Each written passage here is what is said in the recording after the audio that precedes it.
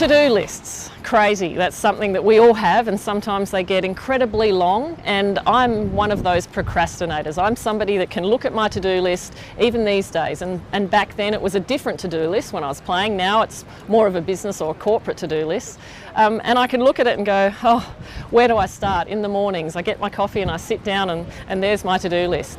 You know what? The best advice I can give is to just get started. You've got to just get started. Take that first step.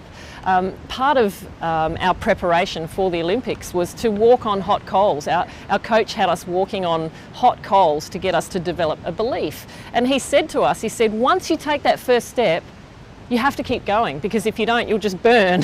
So he related that to anything we did in life and in the planning and the preparation to the Olympics. Just get going. Get that first one ticked off, get the next one ticked off. And of course there's a priority in those. And I like Sunday nights, and even every evening before I go to bed, it makes me sleep more peacefully if I have a list for the next morning and I actually start the list at the top with the most important things I need to do and get them out of the way first. And sometimes I do leave the most important things to last, and I find I don't get to them because things get in the way. I have a child and you know, a house and a husband and a business, and it all gets in the way, and I kick myself because I should have done that day, and the next morning I'll make sure I knock that off first. Over the years I've done so much motivational speaking, and so many people have asked me what do I think the keys to success are, and I really broke it down to 3 areas. Passion. I think if you have the passion for what you do, if you love what you do, and if it becomes your life, you're involved in it to the point where you just don't think that you'd be able to do anything else, that is one step to success. The second one is preparation, doing all the planning, all the hard work, all the training that we did for hours on the beach, all the work in the gym, that was the preparation. And the third one, and I think this is the most important key, is belief. Belief in yourself, belief in your journey, belief in your team, belief in your business, belief in your choices. If you believe what you do, the passion will just come out. And people love to flock to people that have belief. If you're not 100% sure about either what you're talking to a client about, or the plan that you've decided to take on, or the coaching that you've decided to get involved with and invest your own money in, then you're not going to give 100% of yourself. You're not going to get the most out of it. So for us, the belief was so important, because leading into the 2000 Olympics, we knew that to win the gold, we had to beat the best team in the world. We'd only beaten that team one time out of 17 matches over 3 years.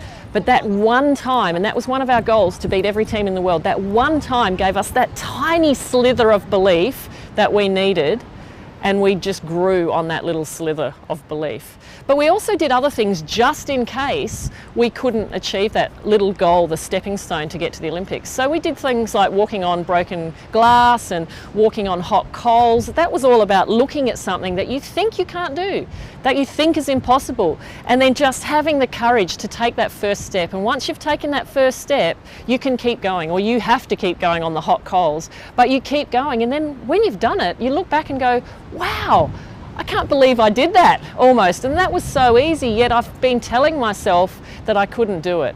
And that gives you the confidence to next time when you come up to a challenge, you think back to that moment and go, wow, I did that. Whether it's picking up the phone, asking the question, giving some advice, whatever it is that you don't think you can do, once you've just pushed yourself, have the courage to give it a go, you look back and you go, I can do that, I can do it again, and then I can do it again, and I can do it again. And at the end of the day, it's the belief that gets you over the line. It's the belief that wins you the gold medal. It's the belief that makes you successful in your own business. When I first started playing beach volleyball, going from 6 people, even 12 people a team, and 6 on the court for indoor volleyball, I switched to beach volleyball. There were just 2 of us. There were no substitutes.